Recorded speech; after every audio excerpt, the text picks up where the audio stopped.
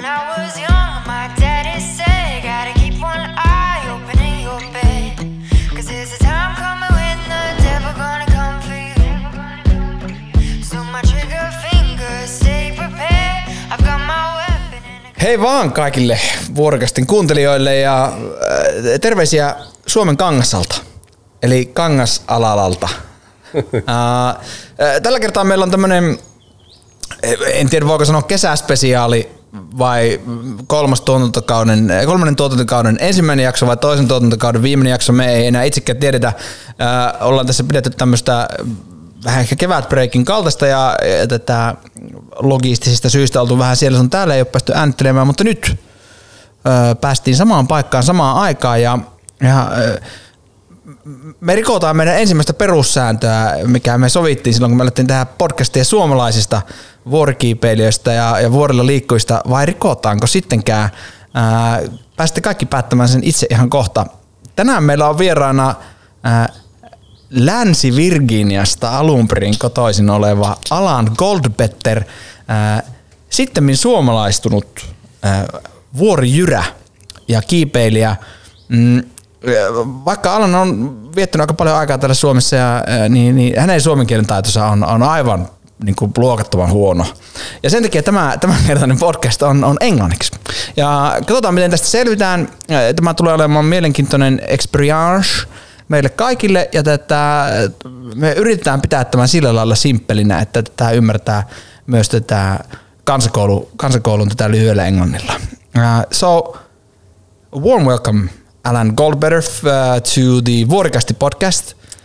Thank you. In a nutshell, what I said is this was supposed to be a Finnish podcast for Finnish people in Finnish, and we're breaking that rule because the raw truth is that your Finnish is bad. Yeah. I heard a good compliment about my blog. Yeah, exactly. For sure. Yeah. Indeed. But it's good to have you. Thanks. And we've been friends for a while, and you boys have been friends for a very long time, I guess, as long as you've been here in the country. And indeed, about a decade. Been climbing around, and you know, this is a marriage we could have done earlier, but in a way, it hasn't been, you know, easy approach for an English version of our podcast for sure. So it took us a while. But now we're here, and let's see what we can make out of it. You're from the America. Yes, I'm from the US of A. US of A, and could we, you know, go from all the way there on the other side of the pond? Who is Alan Goldbetter, the American Alan Goldbetter? We can go into the Finnish Allu later on. Yeah. Well, it's a good question. I haven't hung out with that guy for about a decade already, so I think a lot has changed. But yeah, I grew up in the great state of Virginia, kind of middle of the East Coast. There's just one Virginia. It's not West? There are two different states. Yeah, so I lived in both, but I grew up in Virginia, just regular old Virginia. Yeah. Middle of the East Coast, quite close to Washington, D.C., but definitely like a pretty juntti, pretty like redneck place. And yeah, I went to high school there.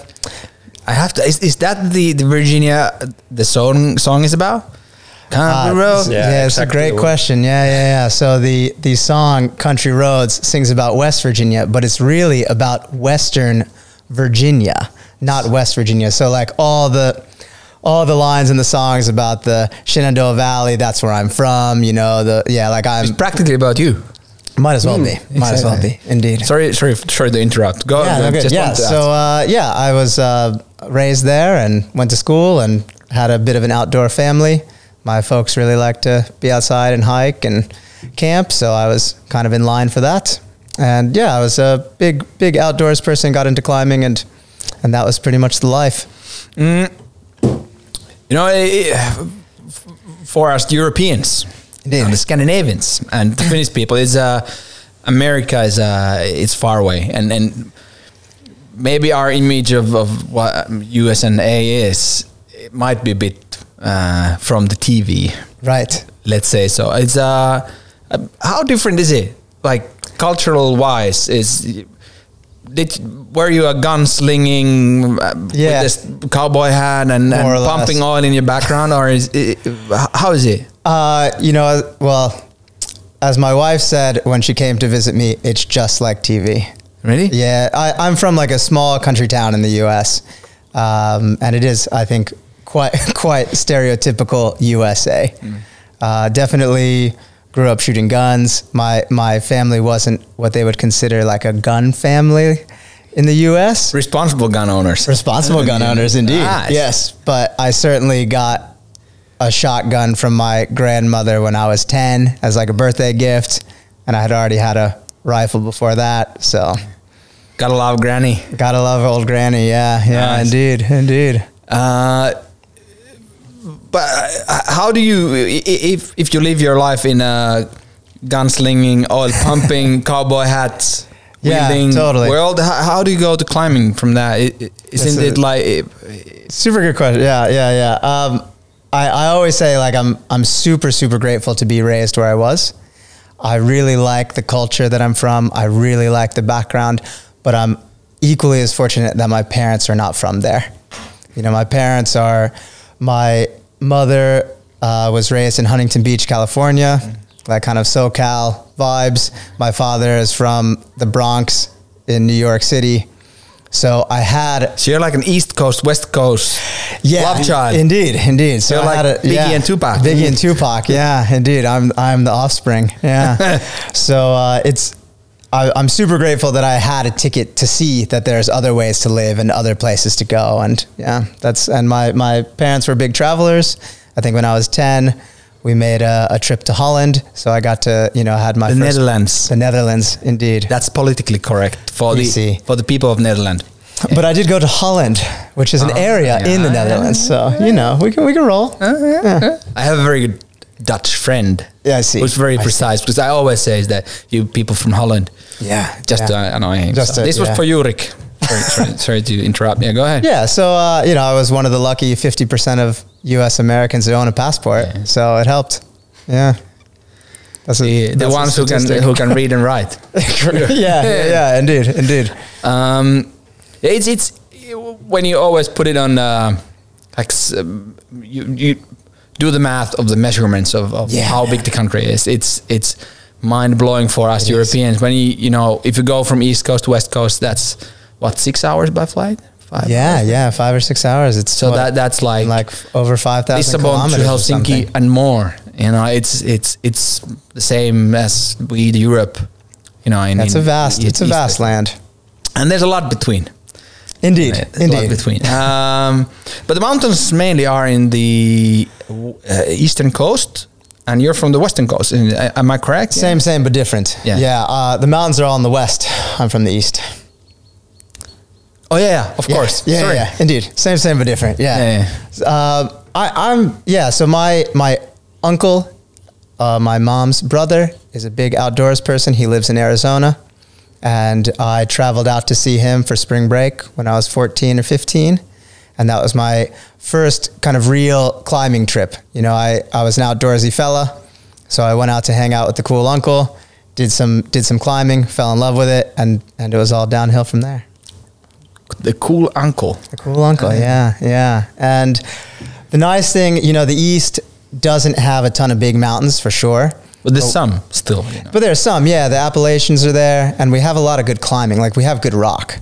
Yeah. We don't have a ton of it, but the quality, I think, for example, like the New River Gorge, the Red River Gorge, these are pretty popular rock climbing areas. The New River Gorge, I've still never climbed on better quality rock. I mean, it's really, really like bullet hard sandstone, really good quality.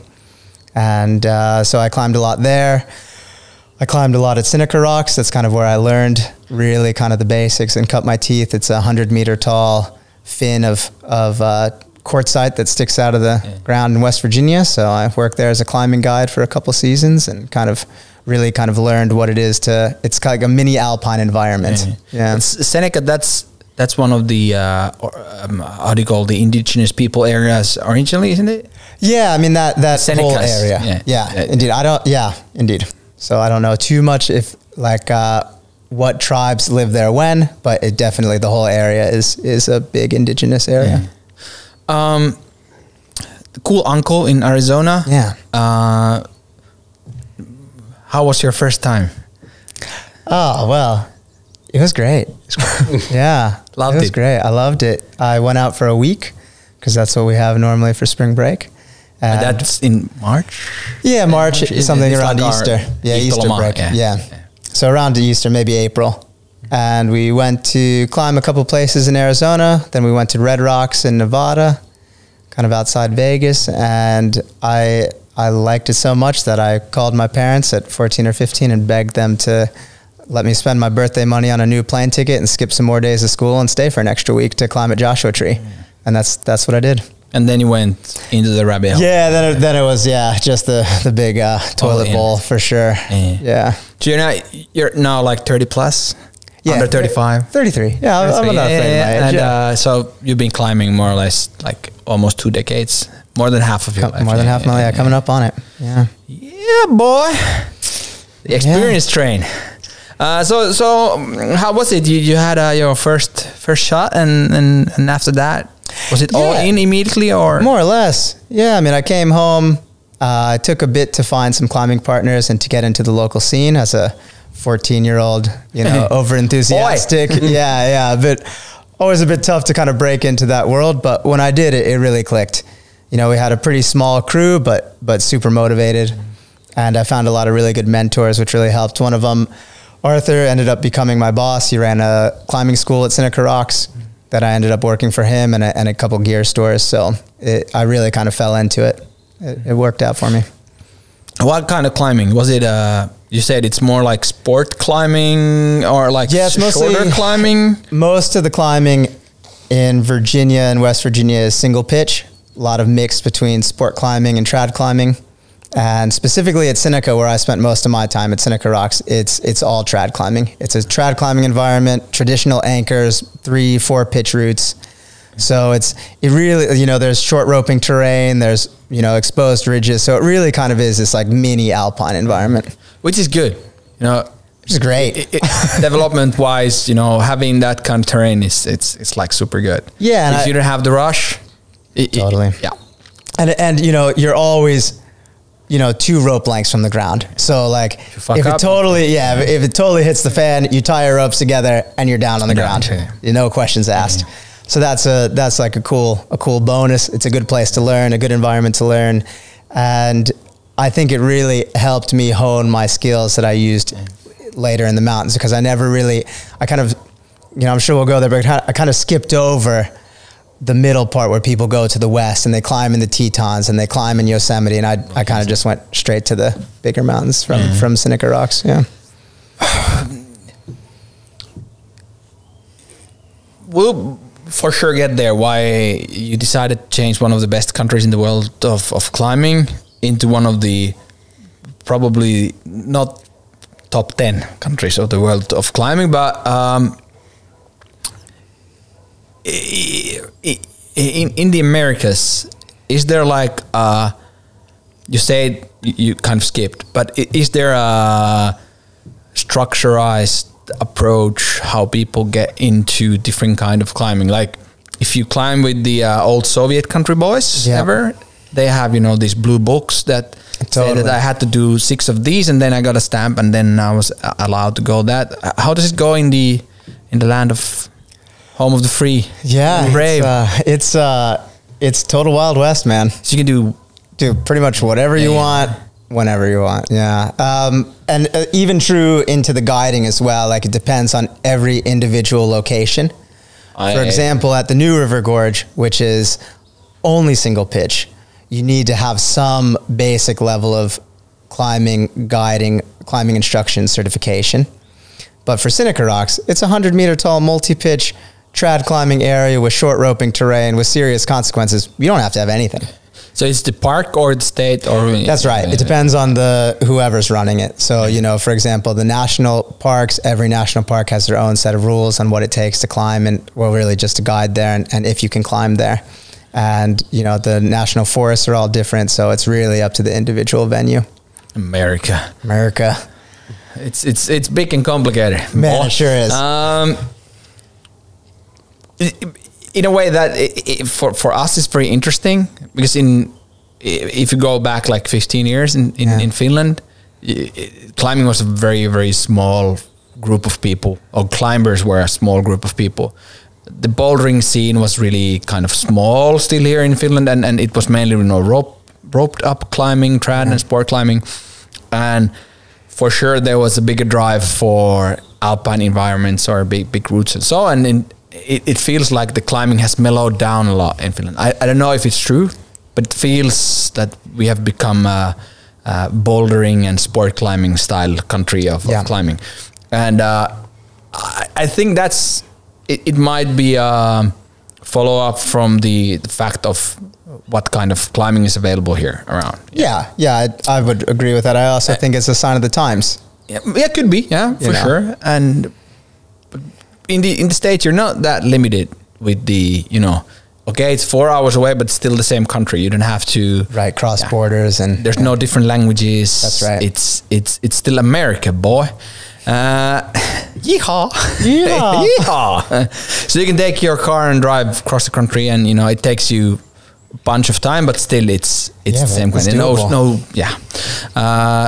And that's why cultural wise, it's interesting for us to understand that how does it work. Yeah. So you get into the circles, you know, with the locals, and is it normal to take courses, or is there a... No, and this is something, you know, it's like kind of along those lines. It's definitely not normal to take courses. And also we don't have such a structured climbing organization. You know, like Skill in Finland, it's like pretty all encompassing. There's individual chapters for different cities, different places. We don't really have, like, there's the American Alpine Club, there's the Access Fund, but if you compare the amount of climbers that are actually in these organizations, the percents are so, I mean, they're nothing. They're a drop in the bucket of climbers that are in any type of climbing organization in the US compared to, I think, in Europe in general. You guys are all especially about Central Europe organization. is super high. Yeah. Totally. Yeah.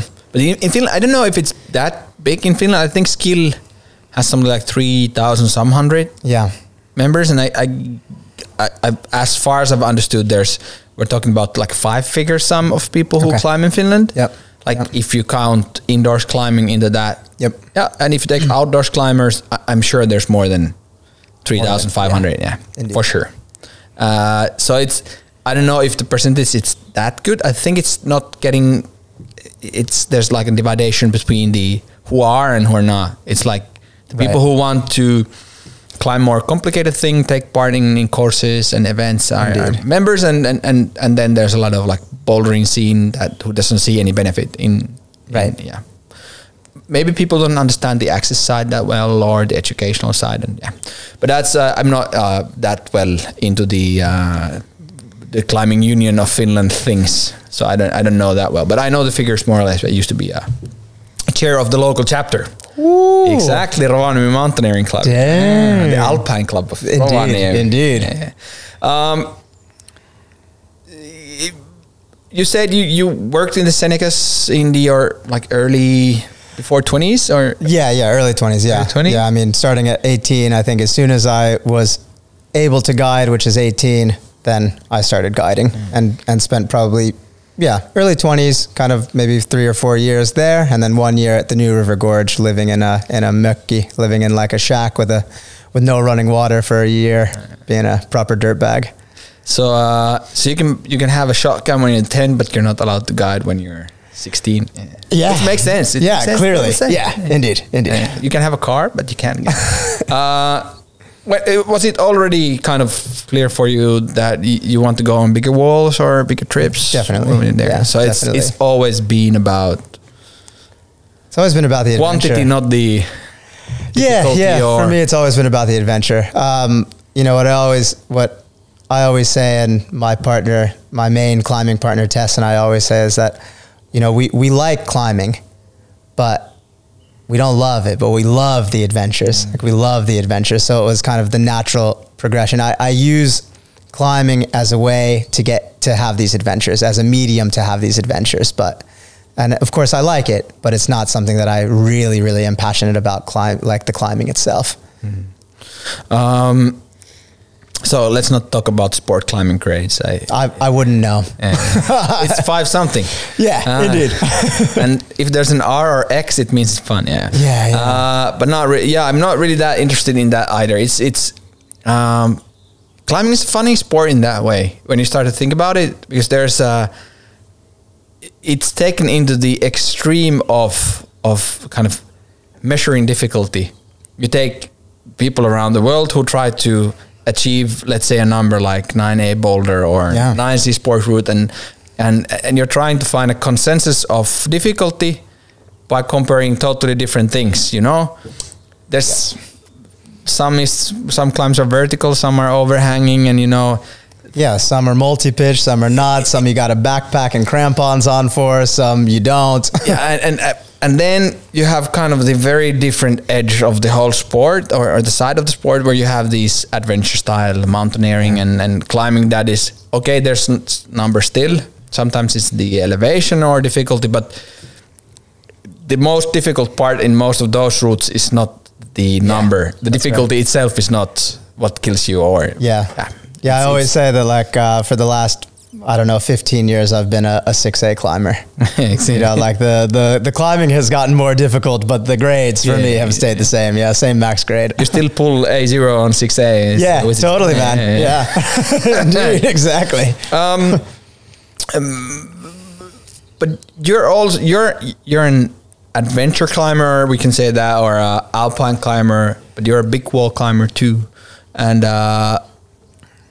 that kind of climbing is very, you know, odd to people here in Finland, because we don't have big walls, I guess. There's some close by, but it's not a thing. There's not that much technical climbers anymore, or how do you call aid climbers? Yeah, these aid climbers, these like techno climbers. Climbers, yeah. It's it makes sense because it's quite gear intensive, and you know, the walls in Finland are not that big to have the full experience, I guess. Yeah. Because I'm not an aid climber. I have the ladders and I've done it. Yeah, but it's I'm an aid curious. Yes, indeed. But how does it happen in the Americas, where you have big walls? Like, your walls are big in the definition of big. True that.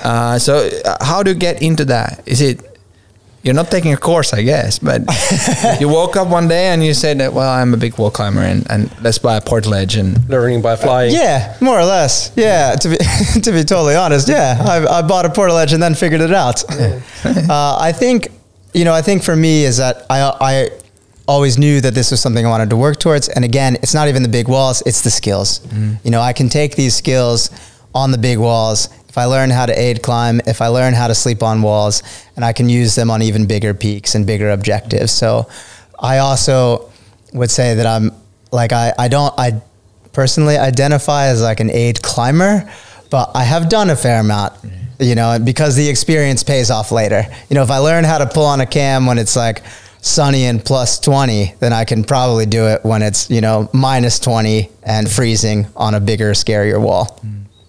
But as far as learning how to do it, again, a lot comes down to my mentor, Arthur, who is kind of the main guy who owned the climbing school that I guided for. And he is an old school aid climber for sure. He spent a lot of seasons in the valley doing some aid routes, and I learned from him. And in the end of the day, you know, if you can trad climb, it's not that big a leap to easy aid climbs, you know. You just have to clip especially easy aid climbs. Yeah, then it's, you know, it kind of can be a pretty natural progression on your own. Yeah. So I can imagine this Arthur guy. It's a F-150 truck from the 1980s, and how do you call checker shirt and some tattoos somewhere. Yeah, just kidding. Was that the old granddad you were talking some time ago, that you were climbing with some old? Oh yeah, the same one. That might even be a different one. I think the old granddad is Mike Goff, who's 86, and he's one of my climbing partners. When I go back to the States, we still occasionally get out and rope up together. But he's a cool dude. He like, I have to say his cam placements are terrible. But you know, when you talk to him about why they're so bad, it's like, well, he spent the first 35 years of his climbing without them. Yeah. So it's like, yeah, okay, that makes sense. Makes sense. Yeah, okay, I got you. It's things have gone, far from what they were back in the days. Indeed, Yeah. indeed.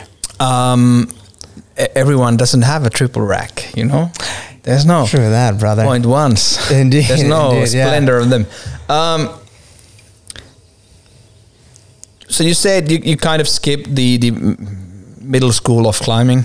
I think that's went fair. to the higher mountains, but what's the definition of higher in this case? Are we talking about like I don't know if it's higher. I've never really size, I guess. Right. Better word. The size or even just kind of like the commitment level. I guess that's the way I look at it. I think a lot of folks in the US, especially if they're from the East Coast, learn on the more traditional East Coast areas, maybe the Gunks, maybe Seneca, where you're kind of using these multi-pitch trad skills. And then they go to the west of the US. They go to Yosemite. They go to Red Rocks. They go to these areas that are kind of like quite big walls, quite committing lines. And then after that, maybe they go to the greater ranges. They go to Alaska. They go to Patagonia. And I really found that I kind of skipped that middle part. I never really went to the west coast. I really went from Seneca, a few trips abroad, and then started going to these bigger, more committing objectives in Patagonia and Alaska and things like this. Mm. You have climbed in Yosemite. I have. I climbed there. What was it? 2017 was my only climbing trip to the valley. Yeah. I went there once. Yeah. I haven't been there, and I have a bit of a thing with the America, so most probably I'm not going to go there. I'm not a fan of how do you call supreme. It's the same thing if you go to Dubai. Right. Everything is the biggest in the world, and it's a bit different. How I don't fit in that kind of realm, and I for some reason then I have some kind of thing with the Americans, and I haven't. Yeah, it's not that great. You should not go there. You will definitely don't go to the valley. That's what I want to hear. The valley, don't go. Yeah, perfect rock, great conditions. Definitely don't go. My question was, when you live, here in the Europe, the image you get from Yosemite climb is that there's, the nose. There's El Cap, and then there's Dawn Wall, and then there's the thing that the guy in the ponytail soloed in the video in the 1980s. Yeah, Dan Osmond. And that's the four things and then the bowler on the campsite. Yeah, and that's it. Indeed. And that's the image you get quite easily. But there's a lot more, isn't there? There's a ton. I mean, there's a ton, and it's a shame. It's funny. I'm probably not the best one to talk to about this because I was in the valley 2 weeks. I climbed one route. Yeah. I climbed one route, but just going there and driving through the valley and seeing what's there, and that's only the valley proper. That's like the valley floor. That's not Tuolumne Meadows, which is higher, like a bit more alpine. I mean, there is a ton of stuff to climb there, and I think one of the reasons the valley resonates with so many climbers is because if all you want to do is go and boulder, there's world-class bouldering. Mm. If all you want to do is go there and climb the nose, you can go climb the nose. If you want to go there and climb, easy graded, moderate multi-pitch routes, you can go there and climb easy graded moderate multi-pitch routes. I mean, there is whatever you want to do as far as rock climbing, it's there. Mm. It's there for everybody. So I think that's one of the reasons that it is this mecca of climbing. Mm. At least the American mecca, I guess. Yeah, I'm just kidding. I'm just kidding. Yeah. Why only 2 weeks? If it's so good. Did you notice what happened? I trapped you. Yeah, you entrapped me. Well, I trapped you telling how good everywhere else in the world also is. Yeah. No, I'm just kidding. I would go back to my earlier answer and say that I like rock climbing, but what I love is the adventure. Yeah. So for me, the valley is, there's plenty of adventure to be had, but it's not very remote. I really like these more remote kind of expeditions, I guess. Mm. That's the easiest way to describe them. These bit more remote trips, a bit more wilderness based. Yosemite is a mecca for climbing, and there are the people that you would expect to be visiting a mecca of climbing. Mm. So I was super happy to go there. I had a really great time. I would definitely go back, but we only have so many weekends, right? Yeah. So you got to kind of choose where you're going to go and where you're going to spend your time. And it's far away. It ain't close. Yeah, it's if you get into California, you still have to travel there. It's not just a bus drive.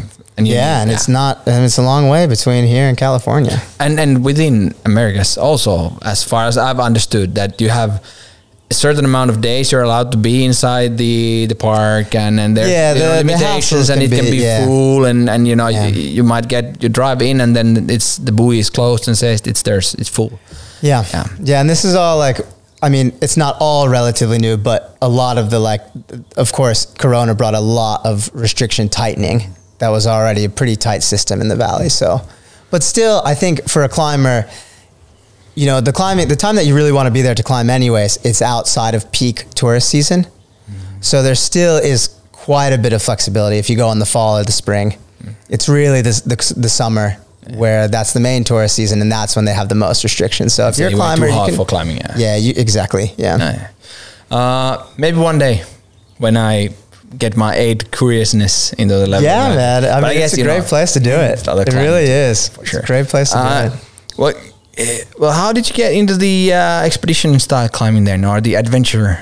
I just did it. You just went www.alaska.com and bought a flight, or what happened there? How did you know, it was something that I knew that I was always working towards.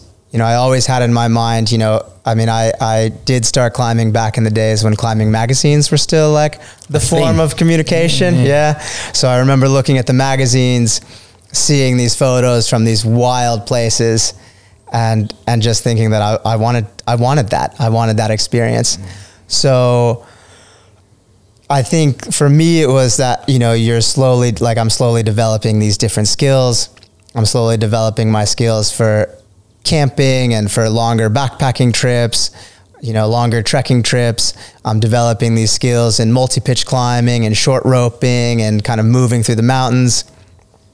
And I think that what it really took was finding someone else who was like-minded enough to go with someone who'd never been. I think that the expedition climbing, or this style of climbing, that really appealed to me, it's almost put on a pedestal. Like, if you want to do it, just go do it, you know. And if it turns out that it sucks and you can't do the hike in, then you hike out. Exactly. You know, so I think that, and you know, with the climbing, doing new routes, I think for me, doing new routes has way less pressure than doing a multi-pitch route where I know the grade. Yeah. You know, if I know that it's going to be at my limit, I'm going to be nervous the whole time climbing until I get to the crux pitch. You know, I'm going to be worried if I can do the crux pitch. Man, if no one's done it, you just climb until you can't climb anymore, and then you come down. Yeah, it's different. You know, the proportions are different. You know, if you go and climb in Lofoten and you go to Preston, for example, it's 6 seconds from the car to the wall, and then you look the images, and you have different topo books, and then you have the online sites, and then you can ask from your friends, and this goes there, and you know, of course, there's a limit. You know, there's an adventure there. There's a rule book, but exactly, it's in a tight frame. Indeed. And if you have to walk half a day in, it already, you know, everything starts to change. I mean, it's more complicated soup. Indeed. Someone once said that dumb plus dumb equals fun. It was used in the sense of people who go into longer expeditions. Yeah. And I guess the other dumb was me in that. But that's a different story. Have you had like an camaraderie from the very beginning with someone or with a group of people? Or Yeah, I would say, you know, it took me a couple of failed attempts. I mean, my first expedition, like, I really wanted to go to Patagonia. That was the dream. That was in what, 2016 was when I got there. But I started a couple of years before that, and I had some partners lined up, and inevitably, close to what I would think is the last minute, you know, some excuse would come up, you know, the classic, my knee hurts, or something like this, and it doesn't work out. but it took a couple of failed attempts to meet my main expedition partner, who still is, and that's Tess. She's U.S. She lives in based in Bishop, California, right around among the buttermilks and a lot of other really great climbing out there in the Wheeler Crest. And Tess and I didn't know each other, but we had both worked for the same guy, Arthur, for the same climbing school. Essentially, when I left, she's a couple of years younger than me. She came in and guided for a couple seasons, and we didn't really know each other, but we knew of each other. And my boss said, "Hey, you're looking to go to Patagonia. You know, this girl Tess is also trying to go. You guys should make it happen. I think that you would like climbing with each other." And I think we met once or twice before, and then we decided that we were going to go to Patagonia. We'd never climbed together before. We booked a 2.5 month trip, and had spent about 4 hours together before that, none of it climbing. But we both knew that we wanted to go try new routes in Patagonia, and we spent some time searching the depths of the internet, trying to find where to go, and then we just did it. And I guess kind of along with that, it was a goal of mine then, and it's still a goal of mine now, that I want to do a trip where even if we don't get any climbing done, it was still a cool trip. Dumb and dumb equals fun. Fun, exactly. Yeah. That's a good tattoo, you know. Yeah, indeed. I've actually met her, Tess, in Narvik. That's why. Yeah. You were, and you were there. Oh, yeah. Doing something there. Oh, cool. I forgot that one. Seemed nice. Not that dumb. If you're listening, Tess. No, she's not dumb I at guess all. you're not. The dumb she's plus not dumb is dumb. fun. Exactly. Seems like a smart lady. We can get back to Tess later on, but 2016 you got to Patagonia. You went to El Chalten, or? Yeah, we spent the first 2 weeks in this area called the Frey, which is around Bariloche, kind of in northern Patagonia. It's a pretty well-known area for multi-pitch climbing, has a big hut that serves food and kind of in the mountains, because we never climbed before. So we thought it'd be good to go to a place that's pretty well documented, has a guidebook, learn each other's strengths and weaknesses, and then go on an expedition. So then we spent, after that, those 2 weeks, we moved to 1 month in the Turbio Valley, which is again in northern Patagonia, and this is totally off the radar climbing area. I think it was 2 days of horseback. It was a 5-hour boat ride to a gaucho village. Some Argentine cowboys living there. Some Argentine cowboys, and they took us by horseback for 2 days up a river, and then they dropped us off, and then from there we hiked 2 days to the cirque, to the base of the climbing. Que bueno. And then we started climbing. Did you do like expedition style trips before that? You were in 25, like around 25? Somewhere. Somewhere. 25, 26, yeah. Nothing to that caliber. Yeah, nothing to that caliber. Within Americas before that, or your America? Yeah. Americas. I was actually already at that time in Finland. Oh, really? Yeah, I came in when I was 23. That was a big expedition to travel That to was Finland. indeed. Indeed, yeah. I was already in Finland at that time. Let's back up. Let's put the mountains aside for a minute. So last time we talked, you had a Finnish wife. God bless her. I still do.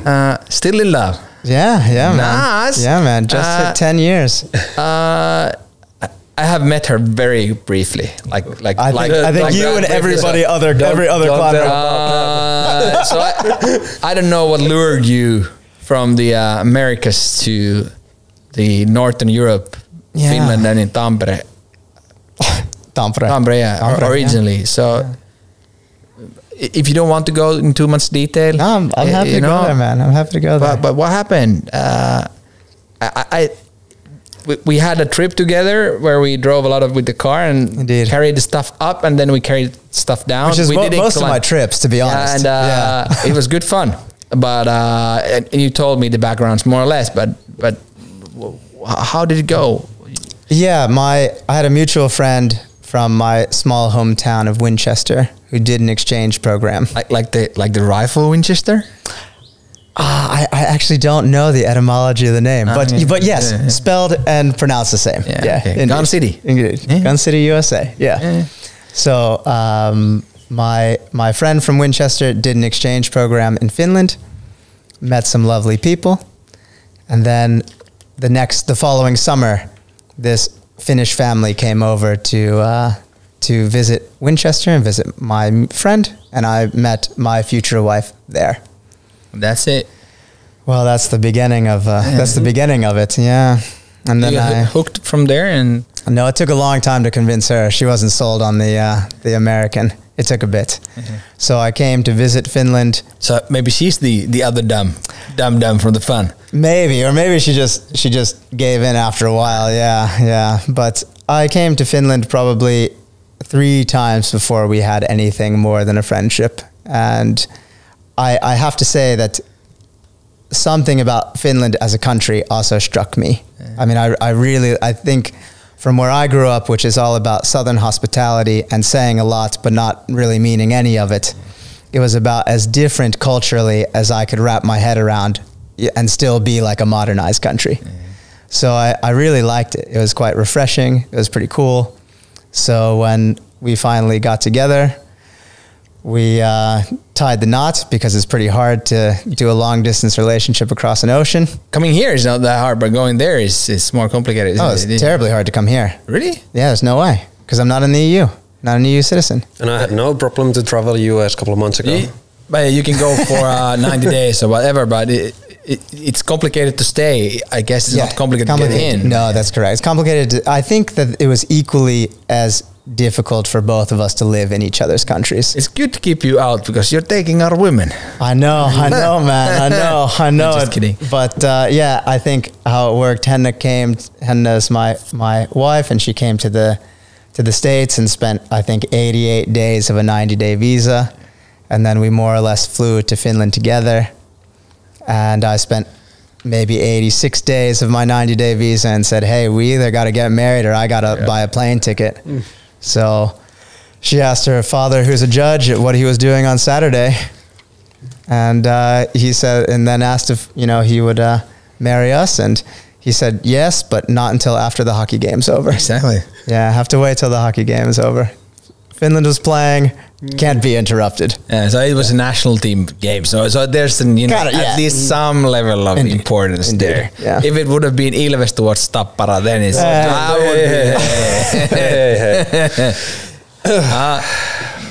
So intercontinental love story brought you here. And you've been here in Tampere region for... So I was in Tampere for 5 years. Like we first came, we moved to Tampere and spent 5 years here, and then I spent 3 years in Lappi. Yeah, Äkäslampalo boys. Yeah, in Äkäslampalo in Ylläs area. Yeah, and then came back after 3 years. So cool. Yeah. And still your Finnish sucks. It's almost 10 years. It's shameful, dude. It's shameful. Yeah. It's, to be honest, it's probably the thing that I'm most ashamed of in my life. But don't you have to be able to speak Finnish at least at some level to get this? Hell yeah, brother. So either you cheated in the test or... I passed by like the narrowest margin possible. So you got like a 5 minus, a D minus. Yeah. But that's all I needed. Yeah, that's all I needed. Läpi se on persläpikin. We have a saying in Finland. That doesn't translate. All learned a little bit different phrase on our first trip to Kustavi, but maybe with that all. Yeah, no, let's keep it civilized. I already said asshole once, but in a good sense. Nice to hear. Maybe someday I get to meet your wife and see who brought you. Doubt it. Dragged you in. Back to the climbing stuff. Yeah. This is not it's not a love podcast, baby. Yeah, exactly. This is not... Maybe we could, go that direction. Hey, yeah, why not? 3 dudes sitting around. Why not? Ooh, I have a red van. It's safe. But yeah, the first trip you went to Patagonia in 2016. Yeah. You already lived here, so you've been here since 2014, I guess. Then, right, if I calculate correct, 9 years. Yeah, indeed, yeah. Somewhere like that. did you get into the circles here when you came? Like the climbing, the Tampere thing. That wasn't so easy, you know. There is some limits you need to pass. Yeah. Yo, well, where to begin with that? Tampere is like the macho bullshit place of climbing in Finland, I guess. It's you have to, you know. Yeah, beat your chest a little bit and King you have Kong. To be, wrestle with the alphas before you get in. Yeah. Well, I think the first issue was that at the time where I was from in the US, real climbers did not go to a climbing gym. Oh yeah. They only climbed outside. They only climbed outside. Yeah. So I spent probably the first 4 months on this, what is this slopey. Net. Oh yeah. Rest in peace, Slopey. Yeah. Kevoit mullat, Slopey. But I found some boulder at Pyynikki, which is about 5 meters long and 2 meters tall, and spent 4 months working on this before I finally dared dip my toe into the climbing gym world. Plastic, fantastic. Yeah, it's fantastic. But as soon as I did, it was actually pretty easy, and I almost feel like being a foreigner, it's easier to get into the climbing scene in Finland than it is being a Finn, because a lot of the cultural norms kind of drop by the wayside. You know, it's easier for me to go up to a Finn at the crag and say hi and ask where they're from than it is for a Finn to go to another Finn and say hi and ask where they're from. And people are interested. You know, you're an anomaly. Like, not many climbers move to Finland. So people are curious, you know. It's not like, it's like, hey, have you seen that loud, obnoxious American in the gym? Yeah. So I think it actually played to my advantage. It's a funny thing. I have 2 North American friends who have a portalage, and both either had or has a Finnish wife. The story is pretty much the same. It's funny that you came in and everything felt quite easy to smooth your way into the indeed. Which is fun.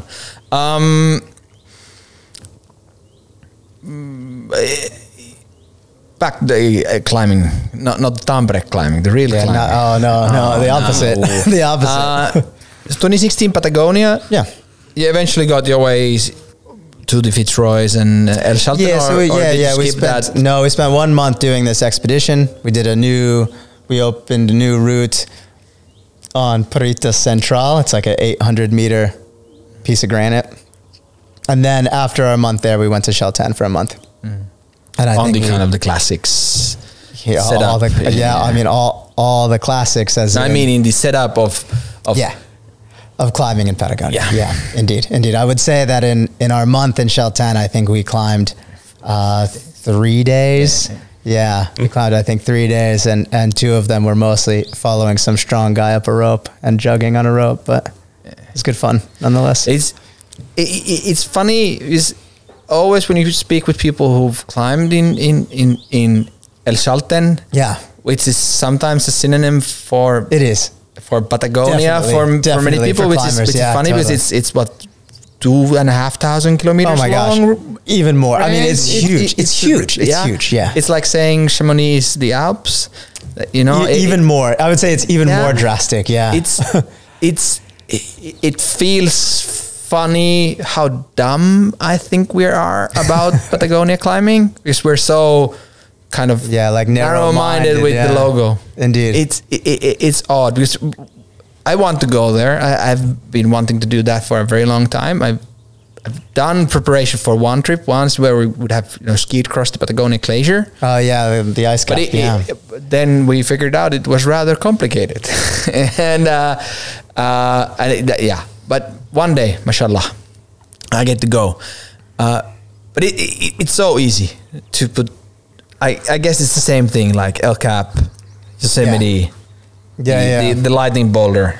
Yeah, totally. I think it's more like lightning boulder, Yosemite. I think it's like El Chalten, like essentially the Fitzroy Massif to the rest of Patagonia. Yeah. Well, you did that. Came back to Finland. Yeah. And with the test lady. Yeah. Was it climbing love first sight or? Was there fiction? I'm in a committed relationship with Tess for sure. She's my go-to partner for this. we just got lucky. You know, it's one of those classic things where we did everything wrong. We did everything that they say you shouldn't do. If somebody asked for my advice on how do I, you know, if a young Alan came to me and said, how do I get to climb in Patagonia? I would tell them to do exactly the opposite of what I did, but I didn't ask. You know, I just took the opportunities that came my way and made it happen. And it was great. I think that we have a really good climbing partnership. We're both have, you know, in like committed relationships with other people in our homes. And we just have the same climbing style and the same goals and the same visions. Oftentimes we're just like on the same wavelength. It's very rare, very, very rare that we have any type of disagreements on climbing related issues. It's a funny thing. It's always said that if you want to get into something, you have to get into the same place with same like-minded people. Right. So then you're in a pool where you can find people. You know, if you want to be a swimmer, you don't go to ski slopes to find a swimming buddies. That's right.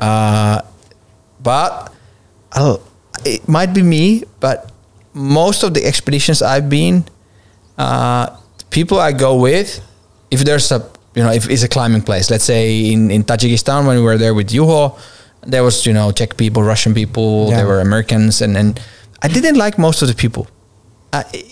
If some of them are listening, it's not an insult towards you. We might be, you know, like this, it would be okay. Yeah. But immediately when we started to do the thing there, it's no. And it's a rare gift to get. Such a rare gift. Yeah. And I think another part of that is it's one thing to like somebody enough to go have a beer with them and to have a chat with them, but to go live in the same tent with someone for a month. I mean, you know, and be in these like quite high consequence, you know, often stressful situations. Man, it's a different ball game. It really is. I felt my own shit once we were in a ski trip, not like with the tent and pulka, and we were practicing for our Greenland crossing, and I fell down to my own poop, and it was I just got a sponsorship bib pants. I was wearing them first time, and they were all covered in poop. And I went to this guy Olli, who I did a lot of skiing back then. I said, Olli, I have poop in my back, like voice like this. There was no, you know, drama in it. And like, can you wipe the shit out of my back? And he was like, yes. And he wiped the shit out of my back, and we never talked about it. Because it would be a good story, you know, for him to tell how he wiped the shit out of my back. But it was just shit in the back, and he wiped it off. It was, for us, at that time, it happens. And it was really, really kind of easy. But to be honest, I haven't talked with the guy for multiple years since we crossed Greenland with him, and we still, you know, sometimes, but we're friends like that we would, you know, ask how's your how's your kids, life. It's not like that. How's your family, it's different. And I guess that applies to the climbing partners, and that you don't have to be that good friends to be good expedition partners. That's true. And I think that I would say that now Tess and I are quite good friends outside of climbing, but it took many years to get there. You know, it definitely took some time for the friendship to develop outside of the climbing partnership. It might be, you know, it's easy to put, you know, I don't know how you call it in English, but the horses have those. The blinders. We call them the blinders. And you put the blinders on. Indeed. And then you focus on the stuff you're doing. So you're not that, you know, you're not that interesting on the other stuff. That's right. Interested in the other stuff the other people do. You know, you're in the zone. Maybe not. So Patagonia. But since then you've been like all around. You've been in the Kashmirs. We were in the Great Himalaya Range in Ladakh. So we spent Tess and I have made 2 expeditions to the Zanskar region of northern India to try to do some new routes on some taller peaks, and we're 0 for 2 at the moment, but planning our third attempt. I think our main focus is a peak called Sterikachin. It's 5,900 meters in height, and maybe like a vertical relief of probably 1,000 meters or something, and it's technical rock. So I mean, you know, you're 6A. hiking on a pretty. Actually, last time it was it was 6A at like 5.8, which felt pretty 6A to me. Yeah. We had a small technical pause. So you went to Patagonia 2016, and then you had the first try on the Latok. Yeah, region. we went to Zanskar and tried in northern India and tried to do some peaks there. There's a couple of small valleys in this town, kind of between Leh and Padam, if anyone knows the area, in a little village called Tungri.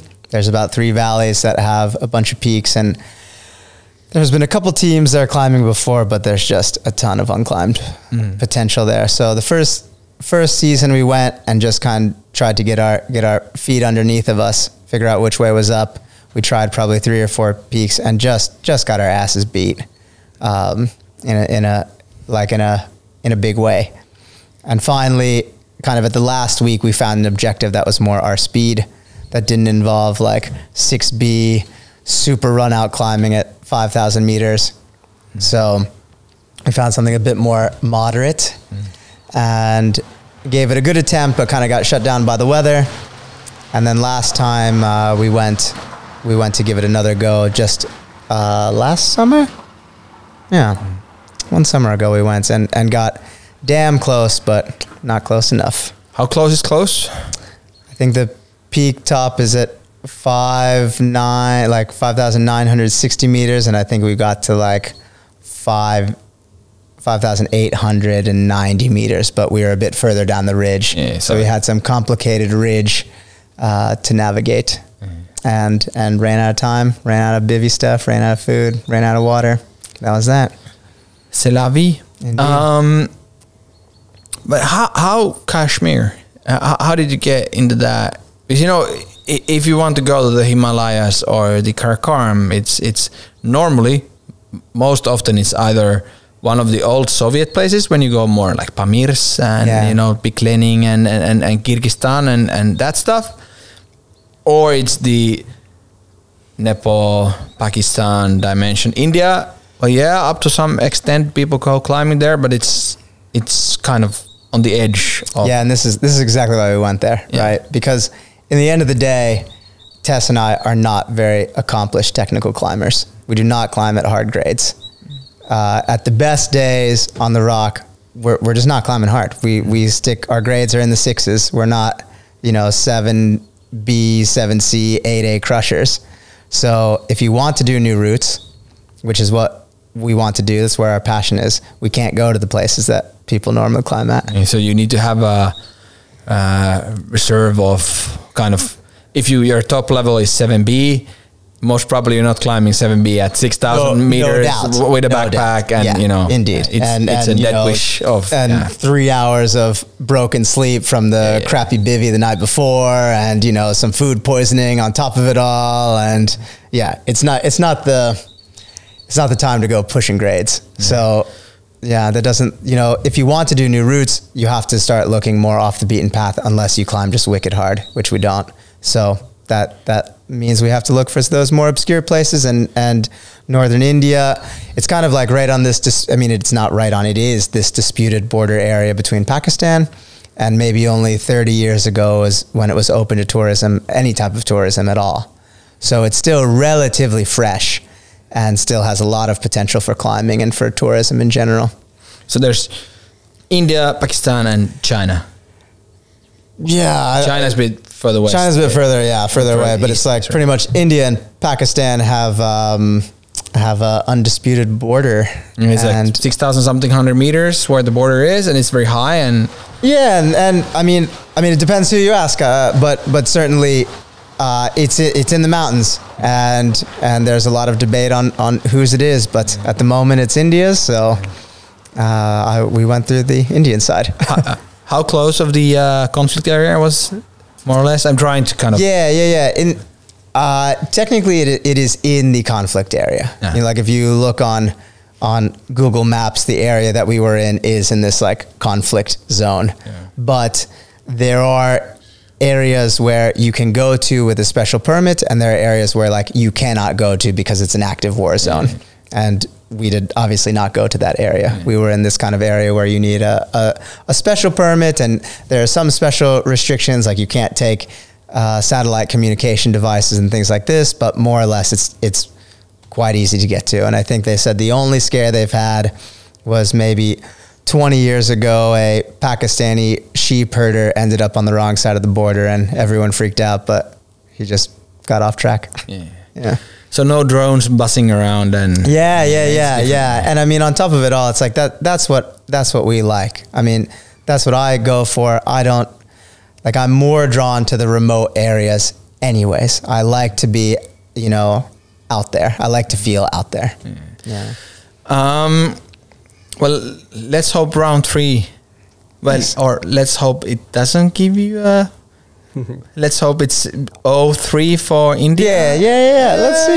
Let's see. I mean, if you like it, why Yeah. I mean, it's like we had a good time. I think that the last time, we climbed probably 95% of the peak twice by 2 different routes. We tried both faces, and to me, a couple of one friend specifically, and I agree with him, has pointed out that I have a bit of an obsession with style. And I feel like the last climb that we did on Sterikatchen was to the highest style, like to the best standard. So which is, a team of 2, rope, rack, shirt on your back, no fixing, no fixed ropes, and team of 2, no communications, no nothing, just keep it simple, light and fast, light, slow, and moderately dangerous is more like it, but yeah. But then on the kind of other hand, you do big wall climbing, which is not, it's super slow and super heavy. Yeah. How come?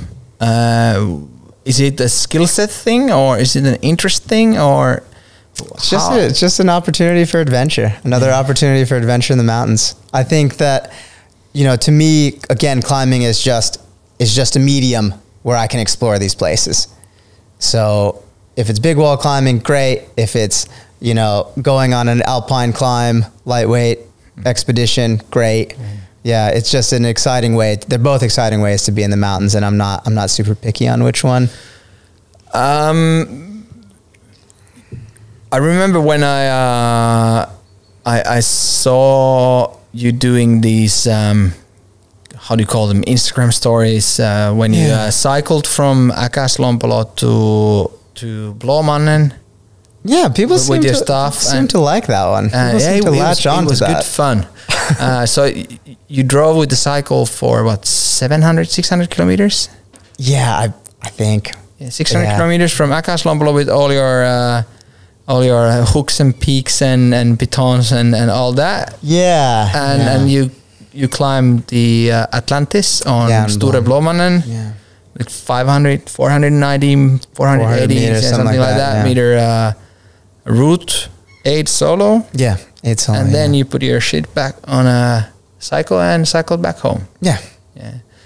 Very simple. How come you decided to do something like that? It had been on my mind for a while. I mean, if you look at like Goran Kropp, who's sure, bro. Yeah. I'm a fanboy. Yeah, me too. Yeah, rest in peace, Göran. Indeed, Swedish adventurer who cycled with all his kit from Sweden to Everest and did an ascent of Everest with no supplemental oxygen, and then came back down and cycled home. This is a very, very light tip of the hat to a great. And also Kyle Dempster, a bit more modern alpinist from the US who's also passed on, did pretty similar thing in the Pamir Mountains as well. So it's not a new concept, but the other half of it was just logistics. Like it's hard to convince. Like I don't have a car, so when you live in Äkäslompolo, it's hard to convince someone to give you and a haul bag a ride to Blåman so that you can aid solo something. Like that's a hard sell. Yeah. It's much easier just to rent a trailer and put your haul bag in it and bike there. Yeah. So half of it was, you know, that it is exciting. And again, it kind of plays along this line of, even if I don't climb a single meter, it would be a cool trip. Like it's a cool trip to bike from Ylläs to Blommenen and then back again. Even if you don't climb, it's cool. So climbing wise, it takes you a couple days.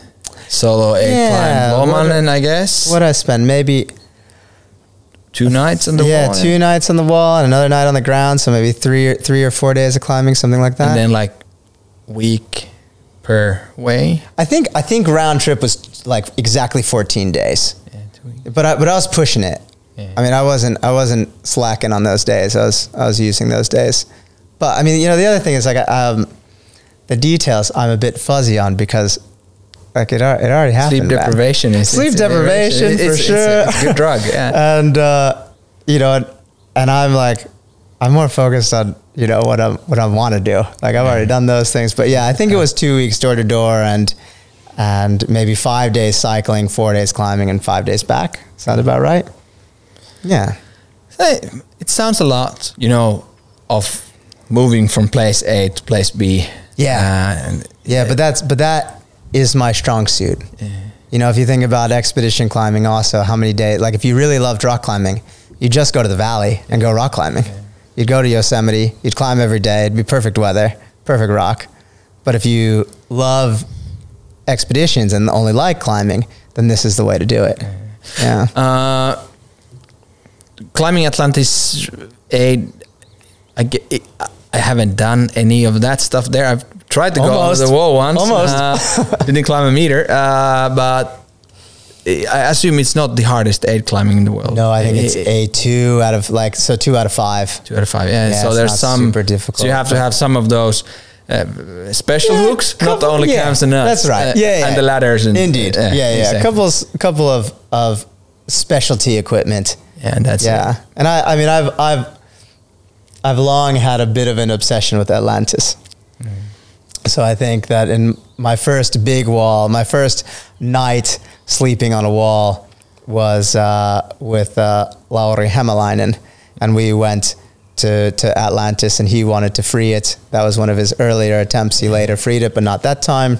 But that was kind of my first introduction to the little big wall of the north. And since then, I've kind of grown. My climbing has grown with that route. So the second step for me was doing this aid solo. Yeah. And then you wanted to Stora Blommenen in winter too. I was recruited to the trip to be a carrying pig.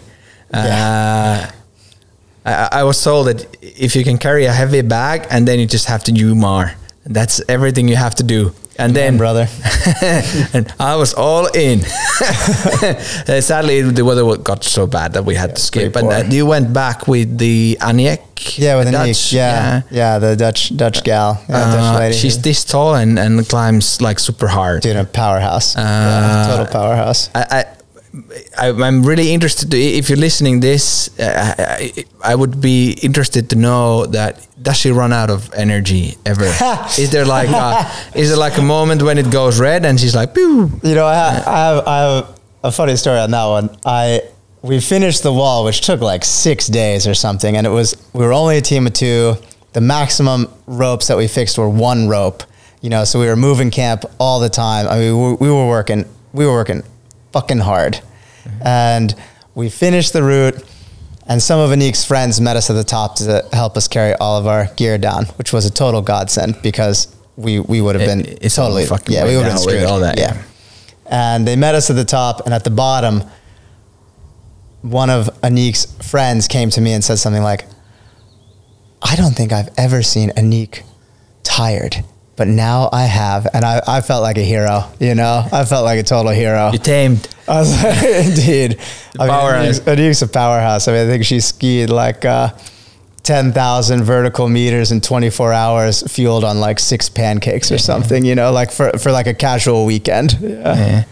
And she's a machine. Yeah, and you know, when we're talking about Anik, it's, you know, her dimensions are, she's she's petite. She's really small. Yeah. And I carried like the Zion, the 120 liters one, and we weighted them, and it was like 40 kilos, and I weighed 90. Now I'm like 95 kilos. And she's like half of me, and she carried one of those, you know, bit smaller, but still like plus 30 kilos. Oh yeah. Like 35 kilos whole bag in snow, and it's a lot. Yeah, and then when we went the next year, because we didn't have you, we had to carry almost the same amount of gear with just 2 people. Those are some heavy pigs. The wall sounds, it's like a really big one. How I remember the wall, it was like we went there in a short running suit. And we had like a 1 bottle of 1.5 liter of water for 2 of us, and 9 hours later we were coming back. When you eventually did it in winter, which you did Atlantis again? Yeah. My obsession. You were looking at the not Atlantis, but what's the name? Ultima Thule? I like we were looking at routes in case one was in terrible condition, but my goal was always Atlantis because that's a route that I really feel like has grown with me. So I wanted to do it in winter, and then Rami, being the guy that he is, when I had mentioned like, oh yeah, team did it in winter, not knowing that I also had ambitions to do it in winter, it says something like, oh yeah, well, like, I don't know, like, is it really winter if you don't do it during Kamos? If you don't do it in the polar night when the sun doesn't rise, like, then is it really winter? And then of course, like, having not said that I wanted to do it, in my mind I was like, well, clearly I have to do it during Kamos. Like, there's no way I can live up to going back to Rami and saying like, yeah, I did it in winter, and then for the next 20 years getting shit about not doing it during Kamos. And Tromsø is really warm in the spring. Yeah, casual. After mid-February, it's not really, it's, Yeah. I think I read from somewhere that the coldest day ever in Troms in the city has been minus 17 degrees. Nothing. Yeah, and compared to the 50 somethings we have in more, it's ridiculous. You've been in Jordan, haven't you? I went to Oman. Oh, Oman, sorry. Yeah, Oman recently. Yeah, that was. I think it's my old age is kicking in, because warm and went someplace warm and sunny. Yeah, indeed. But you were with the Maurius and Anik. Yeah, and Anik. Yeah, Anik came, and then she asked if we could have a third along, Maurius, who's a friend, now a friend of mine as well, who is a guy from Tromsø. And man, we had a blast. We went to Oman. For I guess 10 days, we rented kayaks. We loaded our kayaks up with all sorts of climbing and camping equipment and food, and then we were actually in the Musandam Peninsula, which is an area separate from the rest of Oman. It's like kind of borders only the UAE and then the ocean. And yeah, we were there on this peninsula. They call it the Norwegian Arabia. There are fjords everywhere and tons of rock to climb and all sorts of cool stuff. And it was amazing. Amazing. You climbed a couple first ascents there with Anik and Marius? Yeah, with Anik and Marius. Yeah, it was Marius's first time on a multi-pitch route and first time cleaning trad gear. And we did like 2 new routes, I think that were like 380 and 400 meters tall routes on pretty terrible stone, I have to say. The rock was definitely... What kind of rock is it? Limestone. Limestone, Yeah. Left something to be desired, certainly. But it's good to have an 8B climber with you. Yeah, totally. Could you do this one, please? Man, it's really funny because Tess and I pretty much climb at the same level. We're equal strength. Of course, like on some certain things, like she's better on loose stuff normally. I'm normally better on slab, kind of these things. But grade-wise, we pretty much climb the same level. So if I can't do it, she can't do it, and vice versa. If she can't do it, I can't do it. So oftentimes I'll get to these places when I'm climbing with Tess where it's like I think I could do that, but man, I really rather not. Like, it's kind of scary. I'm a little nervous. And then but I'll do it because I know that Tess would be in the same boat. So I'll push through to the next belay. But with Anik, it's like, film the belay. Like, no issues. Anik will take care of it. And she does. And then she seems quite happy to do it. Hopefully she finds Finnish partner and gets married, so we can get her into our podcast too. Yeah, in indeed, the English segment. Yeah, or, she's smart enough that she'll just learn Finnish. Yeah. Most probably. Most probably would. And it will not take 10 years. Indeed. You have 1 year to go, man. Yeah. For a decade, yeah. What's on your radar? Like, do you have set plans? Expeditions are funny in that way that you can't decide on Monday that next weekend I'm gonna go to Oman or wherever. It takes planning, and you're kind of all in. You know, some of us have multiple, places where they want to go and things that have been arranged, and then they get cancelled, and then you kind of have a backstock of expeditions where you're hoping to go one day, but eventually you kind of get one thing and you get obsessed, and then you do your homework and then you go. But how does it work for you? Do you have like an to do? Yeah, I have like the big old adventure list for sure. And just a Google document with any place that if I'm reading something or see something on Instagram that looks super cool, just throw it on the list.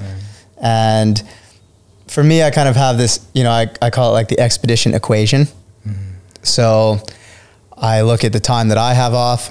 I look at what partners also have similar time off that would want to do something. I look at places I want to go, and then you kind of like, it's like a little puzzle. You make the pieces fit the puzzle.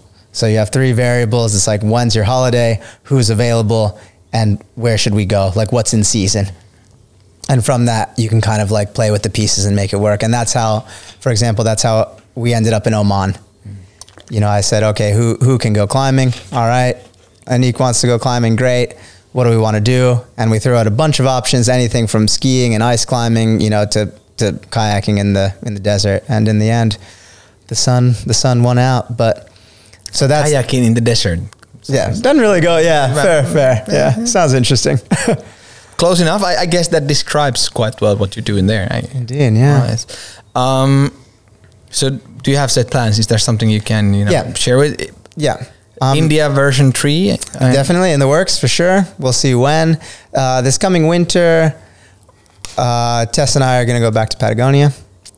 And we're going to go back to northern Patagonia and try to do some new routes on some remote cliffs in the back jungles of northern Patagonia. So on the dumb train, I guess. Yeah, totally. And we might have even convinced another dumb to join us. Anik is on the fence. If she's going to join. So it would be nice to have a rope gun along the crew. So it's nice. Then you can jug up and harder pitch. Yeah. Not 6A plus. Which is amen, brother. You said it. Yeah. So that's the... no pressure on you. Yeah, that's the goal. We'll do the Patagonia adventure, try to do some new routes. And I think Tess kind of led this one up. She had some heat to go back to this kind of jungle warfare, schwacking through the bushes and trying to figure out how we're going to get to the base of the rock. I think it takes about 2 days of pretty hard going. Premium approach. Premium indeed. So we'll do that, and then we're trying to figure out what happens the following summer. So a year from now, it's about time that we start deciding. It's more or less. Yeah, for a big trip like that. And I think that we definitely have heat to go back to India for round 3. The big question is finances. Yeah. Are we going to have enough money to do Patagonia and India? So yeah, maybe Rami can spare a couple thousand from his, businesses. Yeah. I noticed you have had this discussion already. I'm just kidding. It's complicated, money. It's the name of the game. If you want to go in places which are far away, it's just the price of air travel is ridiculous nowadays, or it's getting more and more higher all the time. And, getting your stuff. Finnair doesn't give you your skis anymore. And, Yeah, it takes some work and takes some money. And yeah, I mean, it's not the easiest form of climbing. That's for sure. Yeah. I asked about the list of things to do. Yeah. I guess anyone who's interested in that kind of expedition style climbing has a, has a dream list. Yeah, like I'm quite sure that you would want to go to East Greenland, let's say. Yeah. Sailing and, you know. Indeed. I've been in East Greenland and I've seen that stuff there. So it's, it's, you know, it tickles. Indeed, yeah. In the correct place. I think that, you know, there's a lot of places that I could go. There's a lot of places I would like to go. The only one that I need to go is Greenland one day. Man. But my question was, is there a no-no? At least there's something that you're not, you know, interested in. It is out of the, you know, the big, the Nepali Himalayas, or is there something that you say no? Yeah, the only no is the places that my spouse Henna tells me that it's too dangerous to go. So there is a limitation of. Yeah, she's a pretty smart gal and pretty aware of the global geopolitical situation. So, you know, when I say like, hey, I want to go to mainland Yemen, she's like, nah, that's not gonna fly. But besides that, maybe with a beard. I can grow a good beard for sure. Yeah. So but as far as places, you know, that I won't go out of principle or something like that, I'm pretty open. Yeah, pretty down. It's complicated. I have I've been in very crowded climbing places, and I don't have a huge problem with people. Some people have a people issue. You know, they don't want to go climbing in places where there's other I'm people. one of those guys. Yeah. It's okay to have some people. Yeah. But if there's like splendora of people, then it gets problematic. And nowadays, climbing in quotes is it's becoming a sport that it's so well documented and so overhyped that there's people. There's a lot of places where there's people, a lot of them, and it's getting complicated to find. Well, not complicated, maybe a bad word here, but it's if you want to go to the safe places like Patagonia, if you go to Nepal and then you climb one of the like the classic, exactly, those places are getting crowded. They are. How do you feel from your perspective that you're going into places which are not yet crowded? Do you think that telling the tale it gets problematic? Do you have some kind of muffler on your verbalics?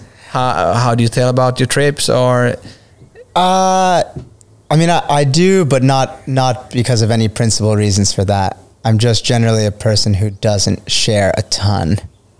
I think it's, most of the places that I go, there's no internet. I think these days, normally if I go on a trip, I come back, I make one, post on social media about it. That's it. It's nothing principal. I don't have any, anything against, principally sharing. I'm open to share if somebody's interested to hear. I guess in the end of the day, I just don't think there are that many people that are interested. Really? I really don't.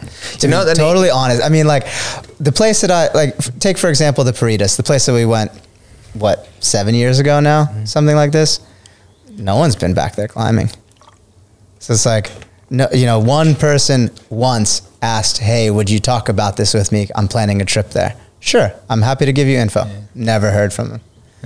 So it's like, I just don't think people are that interested. Like, the places that we're going, it's not because no one's documented it. It's because one or two people have documented it and we've seen what's there and we've seen the potential and we've gone. We've never gone to a place that was totally, utterly off the climbing radar. So I just don't believe that there are that many people interested in working that hard and spending that much money to go climb normally pretty junk rock at a moderate grade. I just really don't. I think you could make a shirt out of it. And if you do, if you meet them, send them my way. Yeah. I always need, I'm always open for partners to help with the jungle hikes and the Dum. Yeah.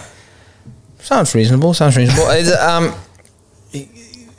to be honest, it's most people who think about expedition style climbing, they think about the queues and Sherpas and the spectrum is very, very large, wide, and I think it's good for people to understand that it's there's different kind of expeditions a different kind of Definitely. expedition climbing, and Definitely. it doesn't have to be the highest or the hardest. And I think that's a really kind of cool mentality to it. Yeah, I mean, You I guys have think, any- you know, Tess and I always say that we want to go climb the easiest peaks in the world's greatest ranges. We want to do the easiest climbs in the coolest places in the world. So that, I mean, that's what we're trying to do. That's all we're trying to do.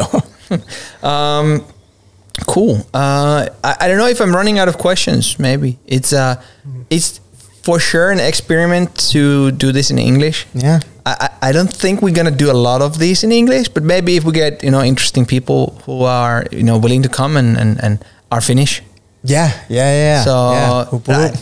That's a big one for me. Maybe we can do Allu version 2 when you speak Finnish. So in a couple of years. I wouldn't hold your breath. But it's dude, absolute pleasure for at least to me. I don't know. He's been listening to your shit for years. So he's Yeah. I think Rami was the one of the probably on the first five climbers that I met in this country. So he's had to deal with me a long time. been around with you. But it was cool to have you, and I thanks for coming and joining the Vuorikasti family. It's been an honor. I mean, I think The biggest I know some of the mountain podcast in Finland. For sure the biggest. Definitely the biggest and the baddest. Yeah, I think. I mean, I know some of the folks you've had on here. I've had the pleasure to climb with a few of them, and there's some bad motherfuckers, dude. I don't know. Finally, you got out to say it. I don't know what this little fish is doing on it, but I'm happy to be here. It's a pleasure for sure. Cool. I think we're gonna wrap it up. I need to hit my boat in Naantali because I'm on my way to Bohuslän to do some 6A plus. Yeah. 6A, baby. all the way. Cool. Thanks for coming, Allu, and it's keep up the expedition train. Well, I'm happy to do it. Cool. Good times. Hei, kiitos kaikille, jotka jaksa kuunnella tähän englanninkielistä jorinaa. Mitä tästä nyt? 1,5 tuntia. Mäkätettiin. Ja kiitos Allu, että tulit messiin meidän podcastiin. Ja katsotaanpa, milloin saadaan vähän lisää jaksoja tässä syssymällä ehkä. Mitenkä osuu logistiikat ja niin poispäin. Kiitoksia kuuntelijoille ja terveisiä vielä aurinkoiselta Kangasalta. Ja hyvää kesää. Kesällähän tämä tulee ulos. Tuleehan tämä. Eiköhän tämä heti pian laiteta. Shaka. Thanks, man. Our pleasure. Sure.